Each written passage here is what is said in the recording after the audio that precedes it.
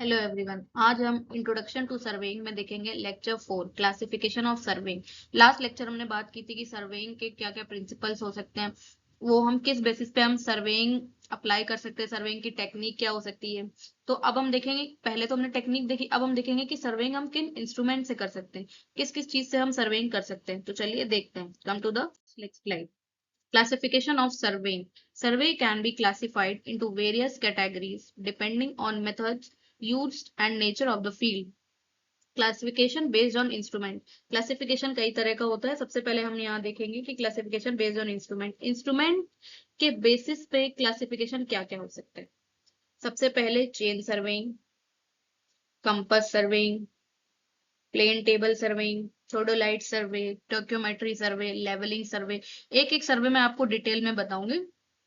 अभी तो नाम जान लीजिए कि इंस्ट्रूमेंट्स के बेस पे क्या क्या क्लासिफिकेशन सर्वेइंग के हम कर सकते हैं। चेन से सर्वे हो सकता है, कंपास से, प्लेन टेबल, थोडोलाइट से, टेक्योमेट्री से, लेवलिंग से। So come to one by one all the classification of survey. Chain survey. अब चेन सर्वे कैसे होगा, चेन सर्वे कैसे होगा, क्या होगा, देखिए मैंने फिगर में भी आपको बता रखा है कि कौन सी तरह की चेन मेनली यूज होती है सर्वे में, है ना। कैसे होता है चेन सर्वे, तो देखते हैं। This is the simplest type of surveying in which only linear measurements are made with a chain और a tape. Angular measurements are not taken. ये सबसे सिंपल सर्वेइंग का तरीका होता है। इसमें ज्यादा स्किल्ड पर्सन की जरूरत नहीं होती कि हमें बहुत ज्यादा स्किल्ड पर्सन चाहिए, बहुत ज्यादा क्वालिफाइड इंसान होना चाहिए सर्वेइंग मेजरमेंट लेने के लिए। ये सिंपलेस्ट वे ऑफ सर्वेइंग है। और इस सर्वेइंग में सिर्फ आप लीनियर मेजरमेंट कर सकते हैं। लीनियर मतलब लाइन, मतलब सिर्फ लाइन, नो एंगुलर, है ना। तो यहाँ पे सिर्फ आप लीनियर मेजरमेंट ले सकते हो, लाइन बाय लाइन वाली। फिर chain surveying is the type of surveying in which only linear measurements are taken in the field. जैसा कि मैंने बताया, ओनली लीनियर मेजरमेंट्स के लिए ही है ये, है ना। अब this type of surveying is done for surveys of small extent to describe the boundaries of plot of land to locate the existing features on them. अब सबसे पहले एक फीचर मैंने आपको इसका बताया कि इससे सिर्फ हम लीनियर मेजरमेंट्स ले सकते हैं, सिर्फ लाइन बाय लाइन मेजरमेंट होगी। दूसरा फीचर इसका ये है कि सिर्फ एक स्मॉल एरिया, स्मॉल एक्सटेंट तक ही हम इसको यूज कर सकते हैं, ज्यादा ज्यादा दूर तक नहीं यूज कर सकते, ज्यादा एरिया के लिए। और मेनली हम इससे प्लॉट की या कोई भी एरिया है उसकी बाउंड्री बता सकते हैं, बाउंड्री लोकेट कर सकते हैं। जैसे आपसे पूछा कि किसी रूम का एरिया कितना है, रूम के डायमेंशन कितने, तो आप चेन से नाप के बता सकते हो, टेप से नाप के बता सकते हो, लाइक दिस। मतलब बहुत ज्यादा नहीं मीट, क्योंकि ये 20 मीटर 30 मीटर ऐसे ही चेन होती है, तो उनमें ज्यादा ज्यादा एरिया तक आप इसको नहीं पहुंचा सकते और ना खुद ज्यादा काम कर सकते हैं उस पे जाके। तो आगे देखते हैं इसमें क्या है। The principle of chain surveying. Chain surveying के क्या प्रिंसिपल है, चेन सर्वेइंग किस बेसिस पे काम करता है।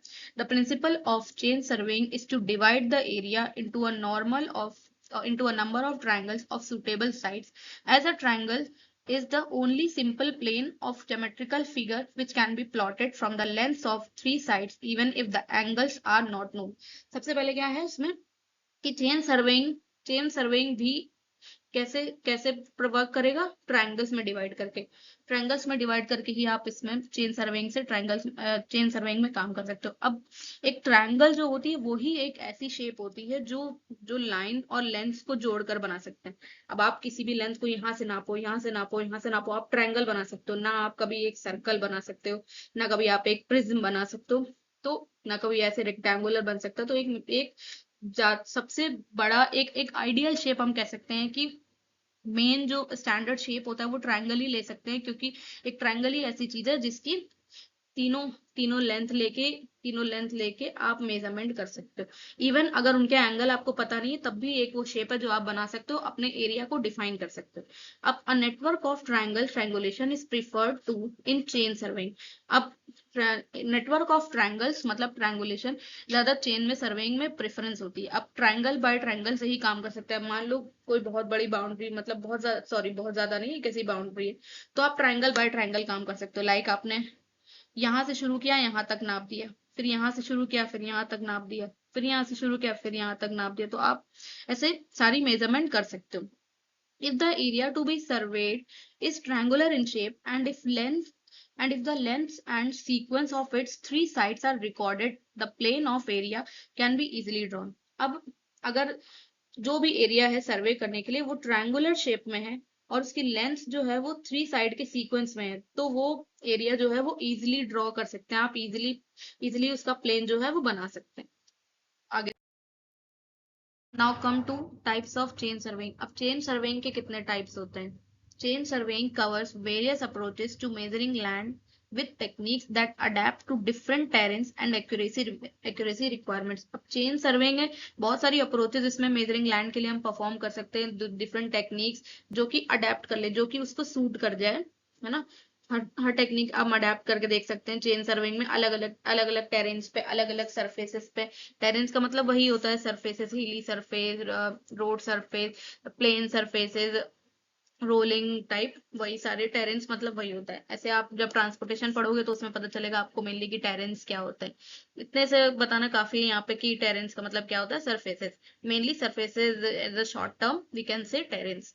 Here are some common types of chain surveying. अब चेन सर्वेइंग के भी कुछ कॉमन टाइप्स होते हैं, मेट्रिक चेन, गंटर्स चेन और surveyor's chain, engineer's chain, steel band और बैंड चेन। अब आगे देखते हैं कि इनके कुछ ऐसे कुछ ऐसे चेन सर्वेइंग में पार्ट बाय पार्ट हम कैसे डिवाइड कर सकते हैं। कुछ ऐसी मेन लाइंस होती हैं जिनके बेसिस पे चेन सर्वेइंग हम कर सकते हैं इजीली। देखते हैं base check, base line, check line and tie lines क्या होती है ट्रायंगुलेशन सर्वे में। अब चेन सर्वे मैंने आपको बताया था कि ट्रायंगुलेशन सर्वे पे ही बेस होगा, तो इसमें कुछ ऐसी लाइंस होती हैं जो डिफाइन कर देती हैं प्रॉपरली कि चेन सर्वे हम कैसे कर सकते हैं। अब base line, the line on which the framework of the survey is built known as the baseline। अब baseline क्या है? जिसपे पूरा सर्वे एरिया बिल्ट होगा, जो जो पूरा एक एक वो जो कॉमन लाइन होगी, जो एक एक किनारे से दूसरे किनारे तक बाउंड्री को जोड़ेगी, मतलब उसी से होते हुए सारी लाइन जाएंगी, वो होगी बेस लाइन। अब ये पूरा जो आपका सरफेस है ADGCB, तो ए से जो सबसे लॉन्ग लाइन होगी जो पूरी एरिया कवर करेगी वो होगी base line. You can see this is the base line.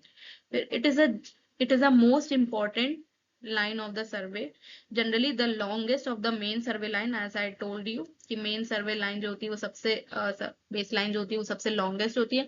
this line should be taken through fairly level ground and should be measured very carefully and accurately। सबसे बड़ी line होती है, इसी के बेसिस सारी लाइन बनती है, तो मैं बहुत फेयरली, बहुत साफ सुथरे तरीके से, बहुत प्रिसाइसली हमें ये लाइन लेनी होती है और बहुत एक्यूरेटली इसको मेजर करना होता है। अब चेक लाइन क्या होती है? A main line, sorry, a check line in a survey, in chain survey is a line that is run from the apex of the triangle to some fixed points on any two sides of the triangle. It is used to check the accuracy of the framework. The length of the check line as measured on the ground should agree with its span of the blank। अब check line क्या है? ये देखो, check line जो base line से होते हुए जाए और कुछ मेनली लाइंस को ऐसे इंटरसेक्ट करे, देख रहे हैं आप, लाइक ये चेक लाइंस। एपेक्स क्या है? एपेक्स क्या होती है? मेनली मीडियन आप कह सकते हैं, मीडियन से जाए ये इस टाइप, या इसका मीडियन हो या इसका मीडियन हो, उसको एपेक्स बोलते हैं। अब length of the check line as measured on the should agree with the length of the plan. अब चेक लाइन जो होती है वो इनके प्लान के अकॉर्डिंग लेंथ अग्री करनी चाहिए, क्योंकि जो बेस लाइन होगी वो बीच वाली लाइन या पूरी सबसे लॉन्गेस्ट लाइन कवर करेगी। एक किनारे से दूसरे किनारे पे अगर आप जाओगे तो उसका पूरा एरिया कवर हो जाएगा। तो चेक लाइन्स है वो इस तरह से जानी चाहिए कि एक लाइन से दूसरी लाइन वो कम से कम आधा एरिया कवर कर ले, चेक टू चेक हो जाए, है ना। अब नेक्स्ट लाइन हम देखते हैं क्या है, टाई लाइन। अब टाई लाइन क्या है? Tie line joints to fix points on the main survey line. It helps to check the accuracy of surveying and to locate the interior details. The position of each tie line should be close to some features such as paths, building, etc. अब tie line क्या है?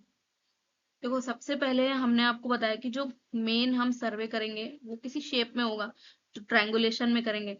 अब यहाँ से लेके यहाँ तक, जैसे हमने ट्रायंगल बना के ट्रायंगुलेशन सर्वे कर दिया, यहाँ से यहाँ तक ऐसे ट्रायंगल्स बन गए, तो फिर चेक लाइन, बेस लाइन तो इसके अंडर आ गई। अब टाई लाइन क्या है? टाई लाइन वो लाइन है जो मेनली जो सर्वे एरिया है उसको इस ट्रायंगल से जोड़ेगी, इंटीरियर डिटेलिंग करेगी, है ना।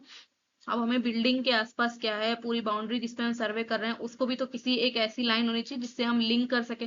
तो टाई लाइन वो लाइन है जिससे आप मेनली जो सर्वे एरिया है और जो चेन के बाद मेजर करने का एरिया है उसको और उसको लिंक कर सके। ठीक है, वही टाई लाइन होगी, मेनली इंटीरियर डिटेल्स लोकेट करने में काम देगी। बड़े बड़े एग्जाम्स में भी ऐसे normally line by line he, numerical तो छोड़ ही दो, लाइन बाय लाइन ही ऐसे पूछ लेंगे 1 मार्क क्वेश्चन, 2 मार्क क्वेश्चन में कि कौन सी लाइन कौन सी होती है, तो ये पता होना चाहिए, ऐसे एज इट इज इम्पोर्टेंट होती है।